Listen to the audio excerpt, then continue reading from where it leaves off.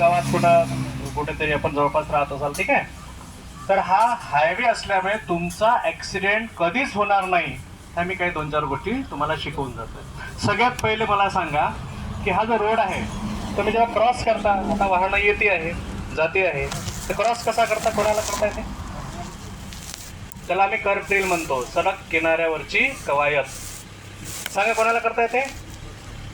बघा, एवढे विद्यार्थी एकाला रोड क्रॉस करता येत नाही आणि तुम्ही रोज राहता रोडच्या बाजूला. मी सांगतो त्याप्रमाणे जर तुम्ही रोड क्रॉस केला तर तुमच्या आयुष्यात कधीच ऍक्सिडेंट होणार नाही.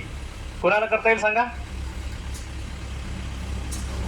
बरं? ठीक आहे, कोणाला? तू इकडे इकडे ये लवकर, ये कोणी पण या.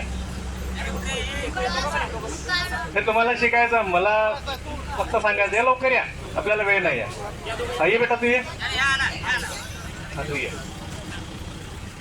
हा, आता हा विद्यार्थी आहे, ह्या रोडवर आपण जाऊ नये, मी इथेच सांगतो तुम्हाला. हे डिवायडर आहे असं समजतो. ते डिवायडर असतं ना, डिवायडर 4 प्रकारचं असतं. पहिलं असतं वॉल डिवायडर, दुसरं असतं स्टोन डिवायडर, तिसरं असतं स्टड डिवायडर आणि चौथं असतं लाईन डिवायडर. पहिलं वॉल डिवायडर म्हणजे भिंत उभी केलेली असतात, ज्यांच्या कुंड्या वगैरे लावलेल्या आहेत तसं.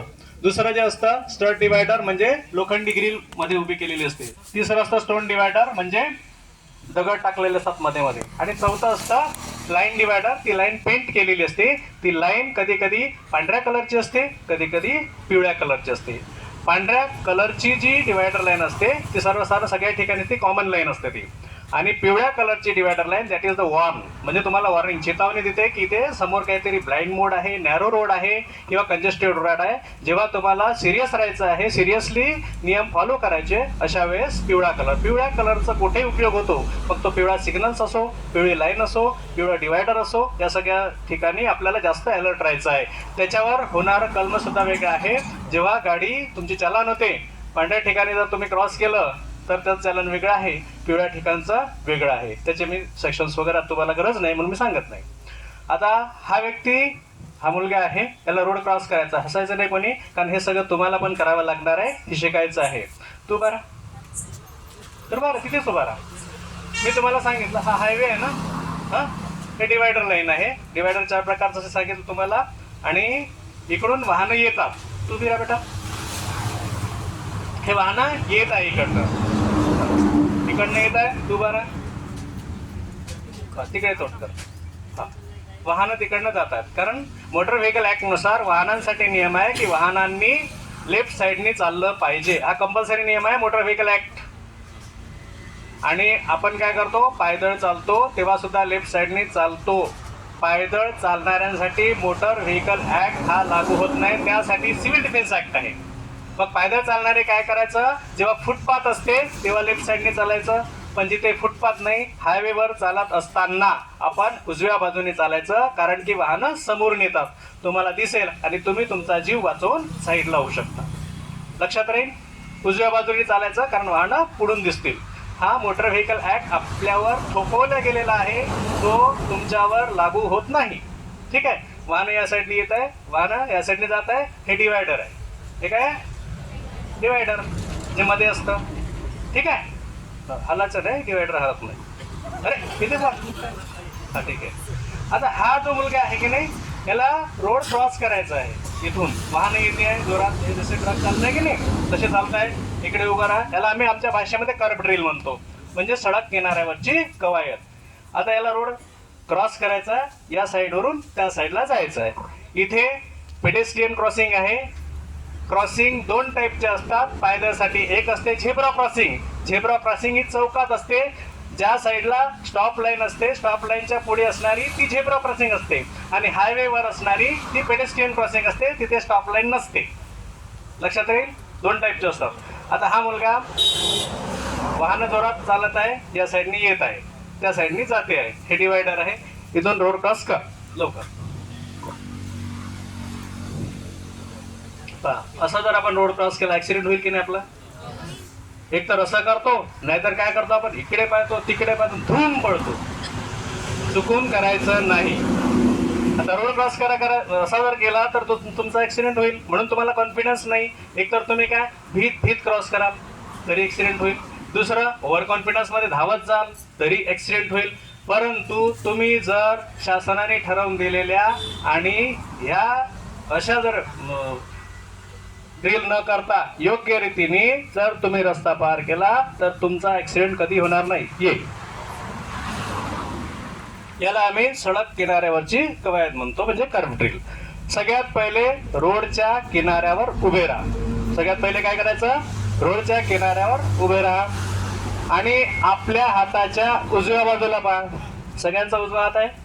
कोणी घरी ठेवला नाही? धन्यवाद. तर आपला हाताचा उजव्या बाजूला. तुम्ही जेव्हा शाळेमध्ये परेड करत असाल ना, तर तुम्ही काय म्हणता? Left right left. इथे उलट आहे. इथे पहिले राईट, मग काय करायचं? लेफ्ट साईडला बघायचं, कारण कोणी रॉंग साईड पण येऊ शकतो. त्याच्यामुळे आपण खात्री करायची की इकडनं वाहन येत नाही, लेफ्ट साईडने पण येत नाही, आणि राईट साईडला बघत बघत अर्धा रोड क्रॉस करायचा. डिवायडर पर्यंत यायचं, तिथे थोडा वेळ थांबायचं, डिवायडर जिथे असेल तिथे. त्याच्यानंतर ती आपली जी ड्रिल आहे ती बदलवायची. तिथे मग लेफ्ट राईट लेफ्ट, कारण डाव्या बाजूनी वाहन येत आहे. डाव्या बाजूनी वाहन येत आहे का नाही? पहिले आपल्या डाव्या बाजूला पाहायचं, नंतर उजव्या बाजूला पाहायचं, आणि डाव्या बाजूला पाहत पाहत पूर्ण रोड क्रॉस करायचा. करता येईल? आता तुला आलं लक्षात? सांगितलं करून दाखव.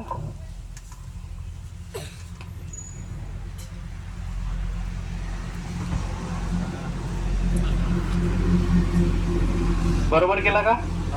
ठीक आहे. पहिले खाली पाहतो, खालून ट्रक येतो का?